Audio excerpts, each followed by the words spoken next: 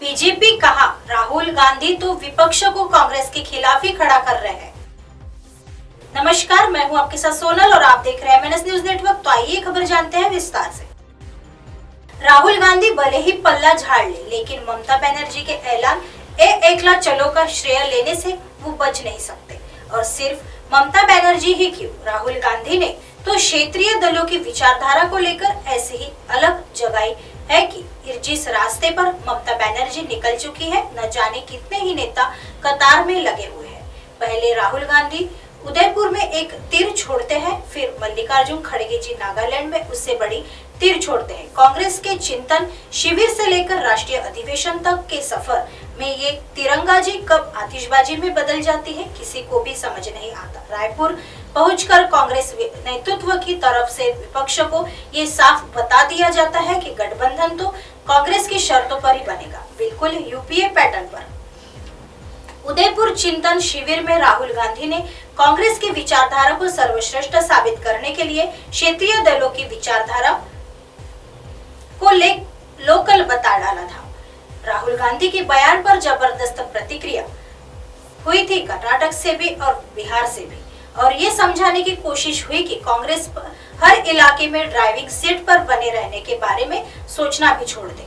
राष्ट्रीय अधिवेशन के मंच से कांग्रेस अध्यक्ष मल्लिकार्जुन खड़गे और महासचिव प्रियंका गांधी विपक्षी दलों के नेताओं से प्रधानमंत्री नरेंद्र मोदी के खिलाफ एकजुट होने की अपील करते हैं और लगे हाथ ये भी बता दें कि शर्तें पहले की तरह ही लागू होगी।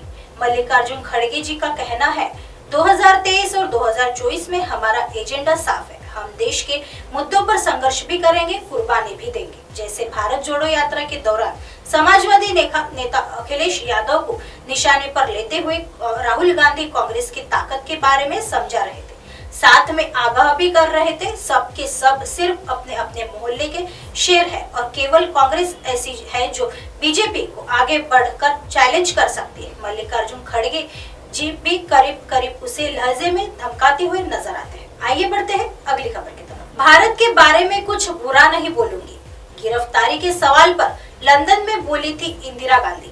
पत्रकार ने राहुल की ऐसी कर दी बोलती बंद।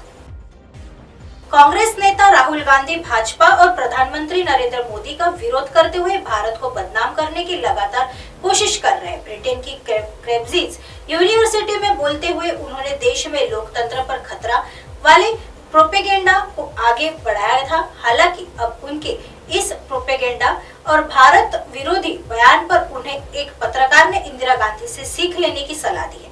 दरअसल राहुल गांधी लंदन में आयोजित भारत पत्रकार संघ के कार्यक्रम में बोल रहे थे। इस कार्यक्रम में उन्होंने एक बार फिर देश को बदनाम करने की कोशिश की।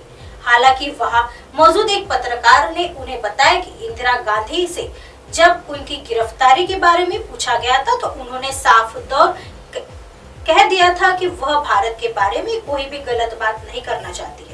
भारतीय पत्रकार संघ के कार्यक्रम में राहुल गांधी को इंदिरा गांधी के बारे में बताते हुए एक पत्रकार ने कहा, मोरारजी देसाई द्वारा गिरफ्तार किए जाने के बाद इंदिरा गांधी लंदन आई थी। तब यहाँ आयोजित एक प्रेस कॉन्फ्रेंस में उनसे एक पत्रकार ने उनके भारत में जेल जाने के अनुभव को लेकर सवाल किया था। इस सवाल के जवाब में इंदिरा गांधी ने कहा था कि वह इस प्रेस कॉन्फ्रेंस में भारत के बारे में कोई भी बुरी बात नहीं करना चाहती। अब आप लगातार भारतीय मीडिया पर हमारा हमला कर रहे हैं। आपने कैम्ब्रिज में दिए भाषण में भी यही किया था। मैं आशा करता हूँ कि आप इंदिरा गांधी द्वारा कही गई बातों से कुछ सीखेंगे। गौरतलब है कि राहुल गांधी ने ब्रिटेन की कैम्ब्रिज यूनिवर्सिटी में बोलते हुए भारत को बदनाम करने की नापाक कोशिश की थी। इस कार्यक्रम में बोलने के बाद देश में राहुल की जमकर किरकिराई हुई थी। हालांकि इसके बाद भी उन्होंने भारत विरोधी सुर अलापना बंद नहीं किया। जब अब उन्होंने लंदन में भारत पत्रकार संघ के कार्यक्रम में भी कैम्ब्रिज वाली बात दोहराई है। राहुल गांधी ने कहा कि भारत में लोकतंत्र के ढांचे पर बर्बर हमले हो रहे हैं। मीडिया से लेकर न्यायपालिका, संसद सभी पर हमला हो रहा है। भारत में लोगों को आवाज उठाने में मुश्किल हो रही है। उन्होंने यह भी कहा, भाजपा चाहती है कि भारत चुप रहे क्योंकि वे सरकार चाहते हैं कि जो भारत का है उसे ले सके और इसे अपने करीबी दोस्तों को दे सके। यह विचार है जनता का ध्यान भटकाना और फिर भारत की संपत्ति को 3, 4, 5 लोगों को सौंप देना। आइए बढ़ते हैं अगली खबर की तरफ। कांग्रेस ने लोकसभा में पिछले करीब 4 वर्षों से उपाध्याय नहीं होने की असंवैधानिक बताया। कांग्रेस ने रविवार को लोकसभा में पिछले करीब 4 वर्षों से कोई उपाध्यक्ष नहीं होने का मुद्दा उठाते हुए दावा किया कि यह असंवैधानिक है। पिछले महीने सुप्रीम कोर्ट ने उस याचिका पर केंद्र सरकार से जवाब मांगा था, जिसमें लोकसभा और विभिन्न राज्य विधानसभाओं में उपाध्यक्ष का चुनाव नहीं होने को लेकर सवाल उठाया गया है। शीर्ष अदालत ने इस मुद्दे को बहुत महत्वपूर्ण बताया था। सुप्रीम कोर्ट के इस कदम के बाद ही विपक्षी दल का यह बयान आया है। कांग्रेस महासचिव जयराम रमेश ने ट्वीट किया, पिछले 4 वर्षों से लोकसभा में कोई उपाध्यक्ष नहीं है, यह असंवैधानिक है। यह स्थिति मार्च 1956 से बिल्कुल अलग है, जब नेहरू ने विपक्षी दल अकाली दल के सांसद सरकार हुकुम सिंह का नाम इस पद के लिए प्रस्तावित किया था और उन्हें सर्वसम्मति से उपाध्यक्ष चुना गया था, जबकि वह नेहरू के आलोचक थे। लोकसभा अध्यक्ष और उपाध्यक्ष के संबंध में अनुच्छेद 93 में कहा गया कि लोकसभा अपने 2 सदस्यों को यथाशीघ्र लोकसभा अध्यक्ष और लोकसभा उपाध्यक्ष पद के लिए चुनेगी। ऐसी खबरें फिर लेके आएंगे इसी समय इसी जगह। तब तक देखते रहिए एमएनएस न्यूज नेटवर्क। नमस्कार।